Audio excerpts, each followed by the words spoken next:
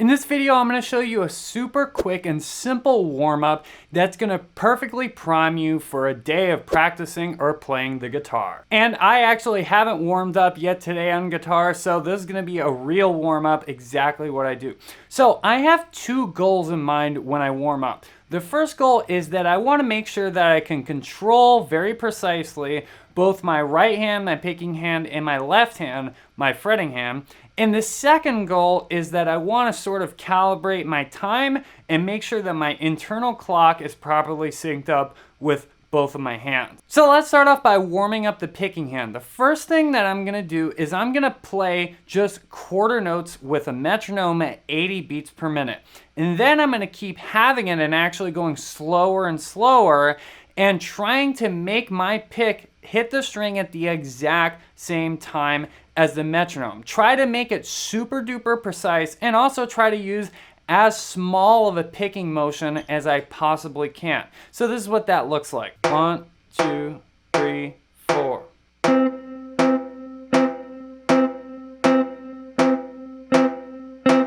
One, two.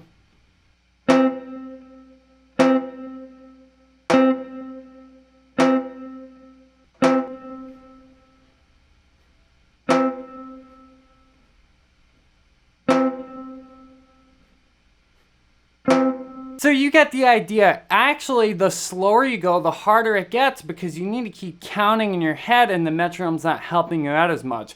But it's really, really helpful because, again, you want to try to use the tiniest motion that you possibly can with the pick and be ultra, ultra precise. And you can do this with any note that you want, just any note on any string. Just see how precise you can be with that picking hand.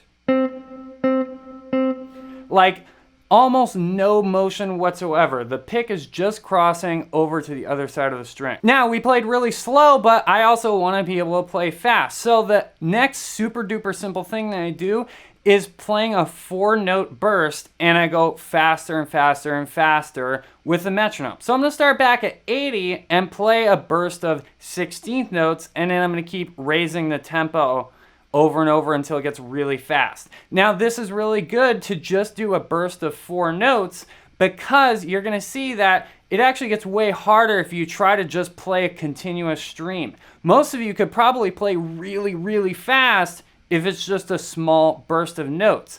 And it gets you used to the feeling of playing fast and staying relaxed. With all this stuff, you need to make sure you stay relaxed. So here's 80 BPM.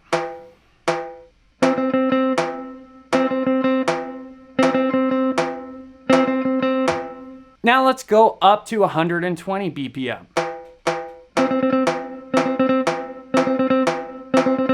Now let's go up to 160 BPM. One thing I also like to do is maybe start improvising a little bit and changing the note on each burst. This is what that would sound like.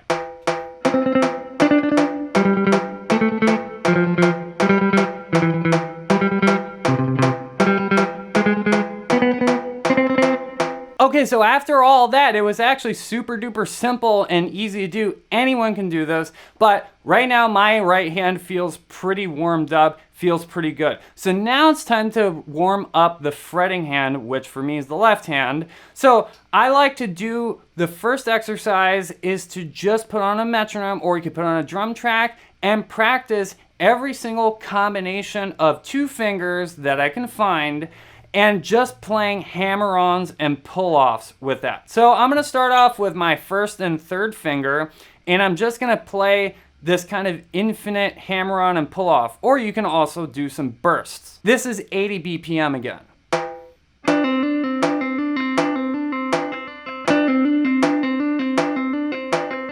Now the first and second finger.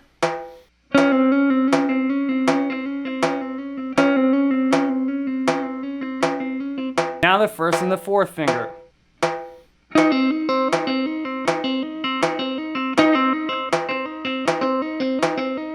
Now the second and the fourth finger.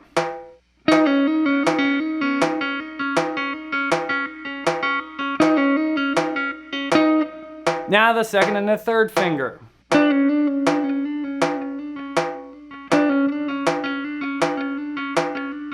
Also, that exercise can be really good to do with the super slow metronome. I'm not gonna do that because I don't want this video to take too long, but you can see that actually a lot of my warm-up is some creative stuff, trying to just experiment with different combinations of fingers or adding in a little bit of improvising here and there. I like to kind of make up my own exercises as I go along that are sort of just based on a concept that I want to warm up or work on. And you can also just move that all over the fretboard. The cool thing is that with just the metronome, you don't have any chords or anything, so you can just move all over the place and just kind of play random notes. It doesn't matter what string you're on or what fret you're on, just work those different combinations of your fingers. And the second thing I like to do, even though it doesn't necessarily have to do with soloing, is to play some chord voicings that I find kind of challenging to play. So for example, this is a chord voicing that I've known for a very, very long time, but it's still a little bit weird for me to play because of the shape that my fingers have to make. It's this C major 7 voicing.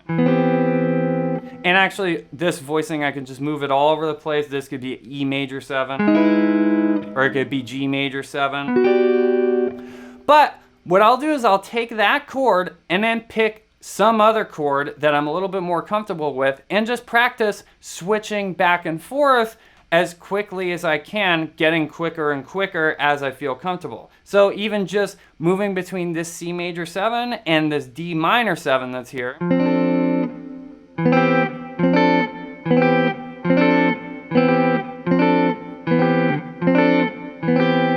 Or moving through different inversions of C major 7. And also, I put up another video on how to practice chords. I'll put on a drum track and practice the chords with that.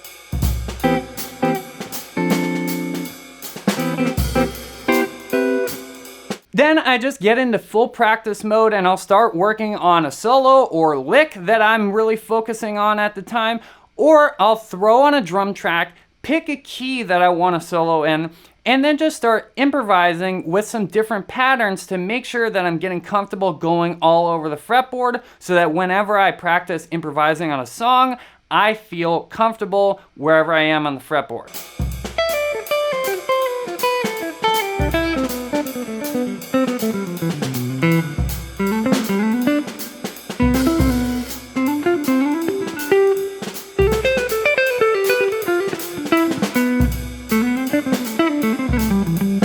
Patterns are one of the best ways to make your solos sound better and more logical. If you want to learn some really cool patterns, check out this video right here and make sure you subscribe and go to jamsville.com. Until next time, listen, learn, and jam.